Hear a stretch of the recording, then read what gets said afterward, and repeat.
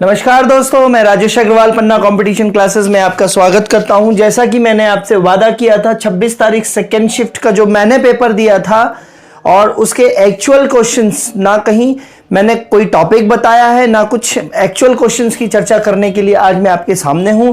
Videos थोड़े से बड़े हो सकते हैं, लेकिन आपको ये पकड़ देंगे कि एग्जैक्टली क्वेश्चंस कहां से आ रहे हैं, आपको कैसे चीजें पढ़नी है, क्या याद रखना है अपने नोट्स में से, है ना। पूरे मैनेजमेंट के लेक्चर्स यूट्यूब पे पड़े हुए हैं दोस्तों अपने, और उनके पीडीएफ नोट्स भी अवेलेबल हैं। व्हाट्सअप करिए आप मेरे को इस नंबर पे 9827580344 पे, ठीक है। 26 तारीख सेकंड शिफ्ट में आया हुआ है ना, एग्जैक्टली क्वेश्चन बता रहा हूं दोस्तों मैं आज आपको।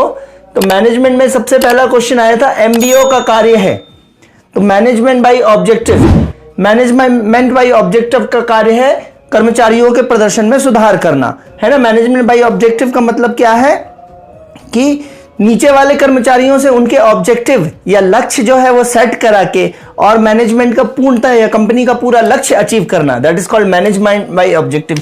इसी को बॉटम टू टॉप अप्रोच भी बोलते हैं। नीचे के कर्मचारियों से मत लेके और फाइनल ऊपर वालों द्वारा डिसीजन या निर्णय दिया जाना। तो एमबीओ आया हुआ है अपने दोस्तों। लेक्चर जो है मैनेजमेंट के मैंने डाले हैं, उसमें लेक्चर नंबर 5 में मैंने बताया हुआ है दोस्तों इस तरीके से। लेक्चर नंबर 5 में यहां पे दोस्तों ये देखिए दोस्तों, ये जो मैंने बताया हुआ है एमबीओ, देखिए ये लिखा हुआ है top to bottom approach and bottom to top approach management by objective, ठीक है। तो ये ध्यान रखना पड़ेगा आपको। यहां से क्वेश्चन आया है लेक्चर नंबर 5 से अपने, ठीक है। फिर दोस्तों अगला क्वेश्चन है, एक्स वाई सिद्धांत दिया था। तो एक्स वाई सिद्धांत किसने दिया था? मैकग्रेगर ने दिया था, ठीक है। एक्स वाई सिद्धांत जो है मैकग्रेगर ने एज इट इज अपनी थ्योरी से आया है। लेक्चर नंबर 32 में अपने नोट्स में देखिएगा, लेक्चर नंबर 32 में ये है दोस्तों, ये देखिए दोस्तों, ये मैकग्रेगर का सिद्धांत है, मैकग्रेगर का एक्स वाई सिद्धांत, ठीक है। ये मैकग्रेगर का एक्स वाई सिद्धांत। और एक्स सिद्धांत में क्या है? प्रत्येक व्यक्ति काम से बचना चाहता है, निराशावादी। और वाई सिद्धांत क्या है कि कमियों को दूर करने के लिए प्रतिपादित किया गया। इस तरीके से दोस्तों ये एज इट इज सिर्फ टॉपिक से आ गया, हेडिंग से आ गया, मैकग्रेगर का एक्स वाई सिद्धांत। यह है लेक्चर नंबर 32 में, लेक्चर नंबर 32 में। लेक्चर्स दोस्तों 10-10 मिनट के हैं, आप यूट्यूब से जाके पढ़ सकते हैं दोस्तों। मैनेजमेंट से मैंने इसलिए शुरुआत किया है क्योंकि मैनेजमेंट ही मैंने आपको सबसे पहले 65 लेक्चर्स पढ़ाए हैं। और सबसे बड़ी बात कि पूरे यूट्यूब में किसी भी एनालिसिस में आपको मैनेजमेंट के टॉपिक तो बता देंगे कि कहां से आए हैं, लेकिन एग्जैक्ट क्वेश्चन क्या है, क्वेश्चन का नेचर क्या है, वो कोई नहीं बता रहा है। ये बड़ी अच्छी बात कही आप है। फिर ये बहुत सरल प्रश्न आया है, सेबी अधिनियम 1992 में बना था और सेबी की स्थापना 1988 में हुई थी। तो सेबी अधिनियम 1992, ये अपने क्वेश्चन जो आया ये लेक्चर नंबर 62 से आया है दोस्तों, लेक्चर नंबर 62। ये देखिए दोस्तों, ये सेबी की स्थापना 1988 में हुई, परंतु सेबी अधिनियम 1992 में पारित हुआ और सेबी का मुख्यालय मुंबई में है। यहां से प्रश्न है, लेक्चर नंबर 62 है दोस्तों अपना ये, ठीक है। इसी हिसाब से पीडीएफ दोस्तों मिलने वाली है आपको, सो ध्यान दीजिएगा जरा, ठीक है। फिर नेक्स्ट क्वेश्चन आया है, ब्रांडिंग से संबंधित एक प्रश्न आया था ऑप्शन में, जेफ बेजोस और स्टीफन किंग जो है, ठीक है। तो ब्रांडिंग से रिलेटेड एक प्रश्न था जिसमें ऑप्शन था कि ब्रांडिंग का यह कथन किसने कहा है। तो एक उसमें ऑप्शन था जेफ बेजोस, एक था स्टीफन किंग। तो लेक्चर नंबर 49 में इससे संबंधित कुछ बताया है मैंने। ये देखिए दोस्तों, ये लेक्चर नंबर 49 में स्टीफन किंग क्या बोलते हैं कि उत्पाद तो कारखाने में बनता है जबकि ब्रांड बाजार में। तो इसी तरीके से कुछ स्टेटमेंट आया था कि ब्रांडिंग जो होती है वो तो मार्केट में बनती है, लेकिन उत्पाद तो आप कारखाने में बना लेंगे, लेकिन आपकी ब्रांडिंग जो है वो मार्केट में बनेगी, ठीक है। तो ये स्टीफन किंग का कथन था, इस तरीके से आया है। ये दोस्तों अपने लेक्चर नंबर 42 में है ना, सॉरी लेक्चर नंबर 49 में है दोस्तों, है ना। ये लेक्चर नंबर 49, ठीक है दोस्तों, ये 49 लेक्चर में।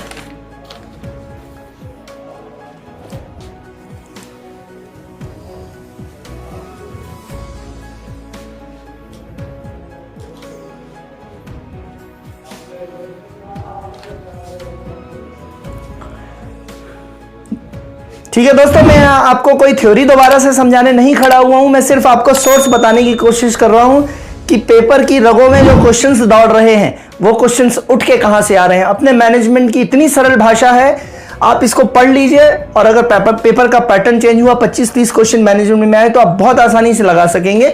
10-10 मिनट के लेक्चर्स हैं दोस्तों। फिर फॉरेन एक्सचेंज बैंक और आईडीबीआई आदि किस प्रकार के बैंक हैं? फॉरेन एक्सचेंज बैंक और आईडीबीआई किस प्रकार के बैंक हैं? तो ये जो है ये विशेषीकृत बैंक है, विशेष कार्य करने के लिए, क्योंकि industrial development bank of India, तो ये इंडस्ट्रीज डेवलपमेंट के लिए है। और ये फॉरेक्स आयात निर्यात बैंक है। फॉरेन एक्सचेंज जो मुद्रा विनिमय के लिए बैंक होते हैं वो फॉरेक्स बैंक है। तो ये जो है ये विशेषीकृत बैंक है। ठीक है, इस तरीके का ये कॉमन सेंस वाला प्रश्न आया था। फिर आईडा का फुल फॉर्म भी आया है दोस्तों। आईडा का फुल फॉर्म क्या होता है? Attention, interest, desire, action. मैंने पुराने किसी लेक्चर में अटेंशन की जगह अवेयरनेस बताया है, तो उसको दोस्तों करेक्ट कर लीजिएगा, वो अवेयरनेस नहीं है, अटेंशन। अटेंशन क्रिएट करना कस्टमर का, फिर इंटरेस्ट क्रिएट करना, फिर उसकी डिजायर क्रिएट करना और फिर एक्शन लेना, सेल्स का एक्शन लेना। ठीक है। फिर दोस्तों एक बहुत जबरदस्त प्रश्न आया है, अपने नोट्स की लिखी लाइनें हैं दोस्तों, ये है ना 63 नंबर लेक्चर में था ये क्वेश्चन, मेरे में था ये 26 तारीख में। बहुत कंसेप्चुअल क्वेश्चन था, डायरेक्ट नहीं था। समता शेयर धारक और प्रेफरेंशियल शेयर धारक में, ठीक है, समता शेयर धारक मतलब इक्विटी शेयर्स है ना, और प्रेफरेंशियल शेयर्स धारक में अंतर पूछा गया था। 4 कथन थे, उसमें से सही चुनना था। ठीक है, तो समता शेयर धारक और प्रेफरेंशियल शेयर्स धारक में क्या अंतर है? 4 कथन थे, सही चुनना था। ठीक है दोस्तों, ये अपने लेक्चर नंबर 63 से आया है, मैं आपको दिखाता हूं और इसका आंसर भी आपको समझ में आ जाएगा। इसका आंसर दोस्तों था कि समता शेयर धारक जो शेयर लेता है कंपनी से, वो कंपनी से उसको उसी रेट में या कम रेट में उसी रेट में मिल जाते हैं, लेकिन उसका लाभांश या डिविडेंड देने के लिए जो है वो कंपनी बाध्य नहीं है, आगे पीछे कम ज्यादा कर सकती है।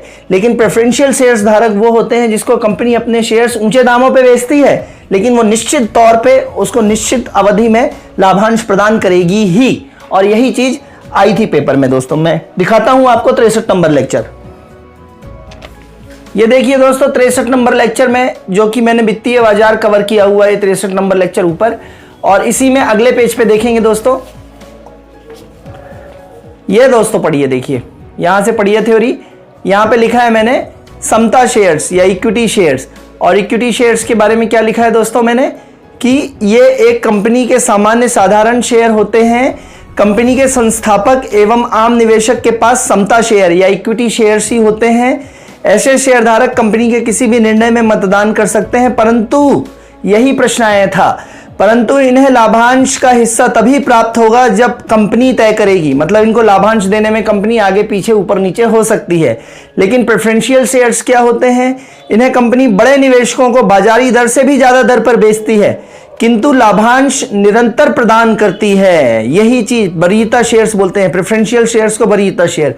ये एज इट इज इस पैराग्राफ से ये प्रश्न आया। बहुत सुंदर प्रश्न था और मैंने तुरंत लगाया, क्योंकि मैंने आपको पढ़ाया भी है, मैंने खुद भी पढ़ा है और रिवाइज भी किया है। ठीक है दोस्तों, नेक्स्ट क्वेश्चन है दोस्तों, ये वाला क्वेश्चन थोड़ा सा कंपनी की स्थापना से रिलेटेड था।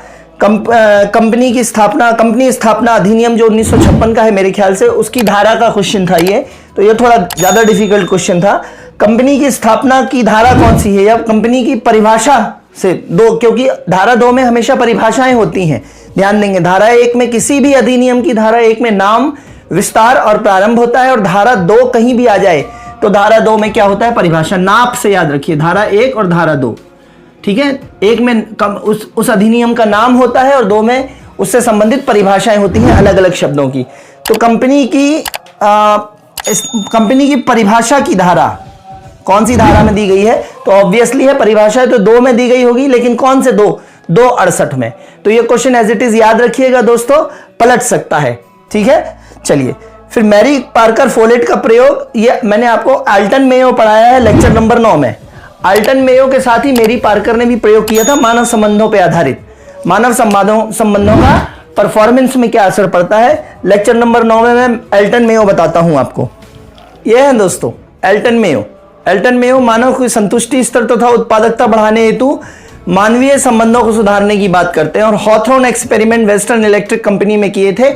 बहुत इंपॉर्टेंट है दोस्तों, ये फिर हर एक एग्जाम में पलटेगा। ठीक है, तो एल्टन मेयो के साथ ही मैरी पार्कर फोलेट भी थी जिनने प्रयोग किया था, तो मैंने तुरंत आंसर लगाया मानवीय संबंधों पे, तो ये भी सही था मेरा। ठीक है, नेक्स्ट क्वेश्चन है दोस्तों, ग्रेप वाइन से प्रश्न आया है, अंगूरी लता से। बहुत सरल प्रश्न है, कम्युनिकेशन का प्रश्न है, लेक्चर नंबर 38 में कवर किया है अपन ने दोस्तों। ग्रेप वाइन, ग्रेप वाइन क्या है? एक से कुछ ऐसे ही आपने इनफॉर्मल किसी से बात करी, जब कंपनी में लंच लेते समय खाते पीते हैं, यहाँ वहाँ चाय पीने जाते हैं, तो कुछ एक दूसरे एम्प्लॉयज के बारे में, बॉस के बारे में चर्चा होती है, और वो कुछ अधूरी अधूरी अफवाह टाइप की चर्चा होती है, और वो अंतिम आदमी तक पहुंच जाती है। उसको बोलते हैं अंगूरी लता। जैसे अंगूर की लता चलती है उटपटांग, वैसे ही। तो ये समझाया हुआ है मैंने लेक्चर नंबर 38 में। दोस्तों मैं यहां आपको समझाऊंगा नहीं चीजें, सिर्फ आपको बताऊंगा कि एग्जैक्टली प्रश्न नेचर क्या है, प्रश्न आ कहां से रहे हैं, ताकि आपको समझने में मदद मिले कि चीजें कैसे चल रही हैं। यह है दोस्तों लेक्चर नंबर 38, अंगूरी लता या ग्रेप वाइन। तो इससे रिलेटेड प्रश्न आया है कि संप्रेषण के सामान्य तरीकों के अलावा जब अनजाने अस्त व्यस्त तरीके से कोई बात या समाचार कहने वाले से होकर इच्छित सुनने वाले तक पहुंच जाए तो उसे अंगूरी लता कहते हैं। ठीक है, जैसे इसको पढ़िएगा आप, लेक्चर देखिएगा तो पूरा समझ में आएगा दोस्तों। आज मैं दोस्तों यहां पे एग्जाम कहां से पैदा हो रहे हैं क्वेश्चंस, वो सोर्स आपको बताने के लिए खड़ा हूं, कुछ समझाने के लिए खड़ा नहीं हुआ हूं। मैं आपको पकड़ बता रहा हूं पेपर की, पेपर आ कहां से रहा है। बच्चे बोलते हैं मैनेजमेंट कुछ पल्ले ही नहीं पड़ रहा, जबकि मैनेजमेंट जितना सरल कुछ है ही नहीं दोस्तों। ठीक है, एक बार आप समझ तो लीजिए, एक बार अपने लेक्चर्स तो पढ़िए, अपने पीडीएफ नोट्स तो देखिए। ठीक है, आपको लग रहा होगा मैं प्रमोट कर रहा हूं, निश्चित तौर पे मैं प्रमोट कर रहा हूं, क्योंकि बहुत मेहनत से मैंने ये पढ़ाया है और आपको बहुत फायदा मिलने वाला है दोस्तों इसका। ठीक है, फिर नेक्स्ट क्वेश्चन है दोस्तों जॉब एनालिसिस का। जॉब एनालिसिस में, जॉब एनालिसिस के दो पार्ट होते हैं, जॉब डिस्क्रिप्शन और जॉब स्पेसिफिकेशन। तो जॉब स्पेसिफिकेशन से प्रश्न आया था, क्योंकि ये किसी कर्मचारी की योग्यता की बात करता है, जबकि ये जो डिस्क्रिप्शन होता है वो जॉब के नेचर की बात करता है। तो ये जॉब एनालिसिस की बात है, लेक्चर नंबर 22 में मैंने कवर किया है। देखिए दोस्तों लेक्चर नंबर 22 में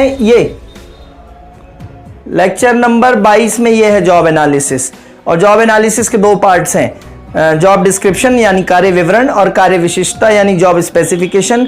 जब कार्य की प्रकृति के बारे में हो तो वो कार्य विवरण है, और जब कार्य की विशिष्टता अर्थात व्यक्ति की योग्यता से संबंधित बात हो तो उसको बोलते हैं जॉब का डिस्क्रिप्शन। यहां से प्रश्न आया था डिस्क्रिप्शन से दोस्तों।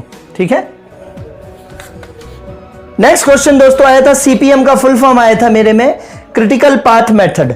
इनको समझना ही काफी है, इनका फुल फॉर्म आपने देख लिया, थोड़ा सा पढ़ लेते अगर आप नोट्स से तो बन जाता आपसे। सीपीएम का फुल फॉर्म, जो भी बच्चे सेकंड शिफ्ट वाले मेरे को फॉलो कर रहे हैं 26 तारीख के, वो ध्यान से सुन लें कि ये था पेपर, जो आप डर रहे हैं मैनेजमेंट से, वो ये था एग्जैक्टली सीपीएम। ये सीपीएम और पर्ट मैंने पढ़ाया हुआ है, और मैंने प्रश्नास्त्रों में भी ये प्रश्न कराया था, लेक्चर नंबर 46 में दोस्तों बताया है मैंने।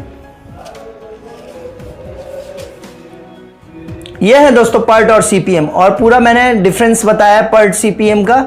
ये पूरे डिफरेंस है, बहुत आसान है दोस्तों, जब एक बार आप पढ़ने पे जाएंगे तो आपको समझ में आएगा। ये सीपीएम के बारे में पहले मैंने समझाया है, critical path method, critical path method या आलोचनात्मक उपाय प्रणाली।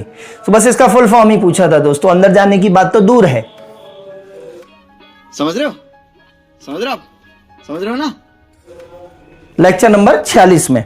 इसके बाद दोस्तों फ्रेंचाइजी और फ्रेंचाइजी एग्रीमेंट पे प्रश्न आया था कि जो फ्रेंचाइजर होता है और फ्रेंचाइजी होता है, जैसे एम्प्लॉयर होता है और एम्प्लॉई होता है, तो जो फ्रेंचाइजर जो होता है वो कंपनी होती है। सपोज क्लब फॉक्स है, सपोज क्लब फॉक्स कंपनी है, तो क्लब फॉक्स कंपनी अपनी फ्रेंचाइजी देती है, कपड़े के शोरूम्स जो होते हैं वो फ्रेंचाइजी देती है, और जिस बंदे को देती है, जिस पार्टी को अपने अधिकार देती है, वो फ्रेंचाइजी कहलाता है। और दोनों के बीच एग्रीमेंट कौन सा कहलाता है? Franchise agreement. तो फ्रेंचाइज एग्रीमेंट में क्या होता है, तो ये सीधा सीधा प्रश्न था कि फ्रेंचाइजी एग्रीमेंट में निम्न में से क्या सत्य नहीं है। तो विज्ञापन का खर्च साझा करती है कंपनी उस डीलर के साथ, विज्ञापन का खर्च साझा करती है, सही है। उसके कर्मचारियों को प्रशिक्षण भी देती है, और नियंत्रण की सीमा भी रहती है। ऑब्वियसली जो ऊपर वाली कंपनी है, जो हेड है, जो पेरेंट कंपनी है, जिसने फ्रेंचाइजी एग्रीमेंट किया हुआ है, फ्रेंचाइजर जो रहती है, ऊपर वाली कंपनी फ्रेंचाइजर कहलाती है, और जिसको एग्रीमेंट मिलता है वो फ्रेंचाइजी कहलाता है। SEE होता है इसमें, और जो है ना SEE, और जो एग्रीमेंट इन दोनों के बीच में होता है, इन दोनों के बीच में जो एग्रीमेंट होता है वो फ्रेंचाइज, सिंगल ई हो तो वो एग्रीमेंट है, और डबल ई हो SEE, फ्रेंचाइजी हो तो वो नीचे वाली पार्टी है, और ऊपर वाला जो देने वाला है कंपनी, मेन कंपनी है, वो क्या है? फ्रेंचाइजर। ठीक है, तो इसमें था कि बड़ा ऑर्डर नहीं दिया जा सकता, उसमें जितनी जरूरत होगी उतनी कंपनी ऊपर से भेजती जाएगी आपको, तो ये सत्य नहीं है। ठीक है, तो देखा होगा आपने बहुत सारे शोरूम्स ऐसे। तो इस तरीके से, ठीक है। ये डायरेक्ट अपने नोट्स में नहीं है लेकिन कंसेप्ट बता रहा हूं मैं आपको। फिर दोस्तों क्वेश्चन है, चालू व्यवसाय की मान्यता पूछी गई है। धरा धरा है क्वेश्चन है, गोइंग कंसर्न, चालू व्यवसाय मान्यता है ना। तो चालू व्यवसाय मान्यता का क्या उद्देश्य है कि एक कंपनी अनिश्चित, कोई चालू हुई है कंपनी तो वो अनिश्चित काल तक के लिए चलती रहेगी। लेक्चर नंबर 55 में क्लियर कट है। ये देखिए दोस्तों, लेक्चर नंबर 55 आपके सामने है और लेक्चर नंबर 55 में ये क्या है कि मान्यताएं, निम्नलिखित मान्यताएं हैं। और पहली मान्यता है व्यवसायिक इकाई, तीसरी देखिए ये है चालू व्यवसाय की मान्यता, गोइंग कंसर्न अजम्पशन। इस अवधारणा के अनुसार यह माना जाता है कि कोई कंपनी अनिश्चित काल के लिए अपनी गतिविधियों को चलाएगा। बस यही धरा प्रश्न था, गोइंग कंसर्न पूछा गया था, है ना। यह मैनेजमेंट की एग्जैक्टली ऑक्स है। मैं आपको बताना चाह रहा था कि देखिए मैंने क्या पढ़ाया है और आप क्यों पढ़ नहीं रहे तो कैसे समझ में आएगा दोस्तों। कोई भी रिव्यू देखो तो उस बोलता है मैनेजमेंट कुछ पढ़ा ही नहीं, कुछ समझ में ही नहीं आया। मतलब 20-25 क्वेश्चन आप ऐसे पानी में क्यों जाने दे रहे हैं दोस्तों, ठीक है। तो चालू व्यवसाय मान्यता सड़ा क्वेश्चन था। फिर बॉन्ड से रिलेटेड प्रश्न आया। बॉन्ड मतलब मैंने आपको बताया था कि बॉन्ड मतलब ऋण किस तरीके से भर रहे हैं। तो क्वेश्चन 62वें नंबर लेक्चर में मैंने बॉन्ड के बारे में बताया है। सरकारी प्रतिभूतियां होते हैं, सरकारी प्रतिभूतियों में जो है वो ब्याज दिया जाता है समय समय पर और परिपक्वता होने पे पूरी अवधि वापस की जाती है। जीरो कूपन बॉन्ड में जो होता है, जो उसमें बॉन्ड एक पेज का कागज है जिसमें वो 500 रुपए लिखा है और 500 रुपए का कागज आप सामने वाले को देते हैं किसी निवेशक को और सरकार 500 रुपए उससे ले लेती है। 500 की जगह सरकार उससे 470 लेती है और जब वो 1 साल बाद वो वापस लाता है तो उसको पूरा 500 देती है, मतलब 30 रुपए उसको फायदा मिल जाता है। तो बॉन्ड में यही रहता है, ठीक है। ये बताया मैंने बॉन्ड में। लेक्चर नंबर 62 है दोस्तों, ये लेक्चर नंबर 62 है, वित्तीय बाजार। और वित्तीय बाजार में ये बताया है मैंने आपको उपकरण कौन सी है, सरकारी प्रतिभूतियां या बंद पत्र या इसी को बोलते हैं बॉन्ड, ठीक है। तो ये सब बताया हुआ है दोस्तों। बहुत सरल है दोस्तों, मेरा यकीन मानिए मैनेजमेंट बहुत सरल है अगर एक बार आप पढ़ लें बस, ठीक है। आप नाहक में अपने प्रश्न पानी में बहा रहे हैं, ऐसा नहीं होना चाहिए, है ना। फिर लास्ट जो प्रश्न मेरे उसमें आया है वो ऋण पत्र में क्या दिया जाता है, लाभांश दिया जाता है कि ब्याज दिया जाता है। तो ऋण पत्र में जो दिया जाता है, लाभांश तो शेयर्स में दिया जाता था, ऋण पत्र में क्या दिया जाता है, समय समय पे निवेशक को ब्याज दिया जाता है। यह भी लेक्चर नंबर 63 में है दोस्तों अपने। ये देखिए दोस्तों डिबेंचर्स, लेक्चर नंबर 63 खोला है मैंने। ये डिबेंचर्स दिया है और ये दिया है कि औद्योगिक कंपनी अपने दीर्घकालीन व्ययों को पूरा करने के लिए ऋण पत्र या डिबेंचर्स जारी करके पैसा उठाती है और जो खरीदार होता है उसे ब्याज की प्राप्ति होती है, ना कि लाभांश की। क्लियर कट लाइन लिखी है, ब्याज की प्राप्ति होती है। तो बस यही पूछा था कि ऋण पत्र धारक को क्या मिलता है, तो ब्याज मिलता है, इंटरेस्ट मिलता है, ठीक है। लेक्चर नंबर 63, ठीक है दोस्तों। तो ये पूरा वजन था मैनेजमेंट का जिसको आप बहुत भारी समझते हुए आ रहे हैं। अगर आपको लगता है कि इससे कुछ लाभ हो सकता है आपका, ठीक है, तो आप इसको पढ़िए अच्छे से। ये मेरा मैनेजमेंट के 16-17 क्वेश्चन मैंने आपको बता दिए, इतने ही क्वेश्चन आए थे मेरे में, ठीक है। और आप अगर लेक्चर पढ़ लेते हैं यूट्यूब से, बहुत 10-10 मिनट के लेक्चर है। उसके बाद पीडीएफ चाहिए हो आपको तो पीडीएफ के लिए व्हाट्सएप पे मेरे को 9827580344 पे कॉल करिएगा, ठीक है दोस्तों।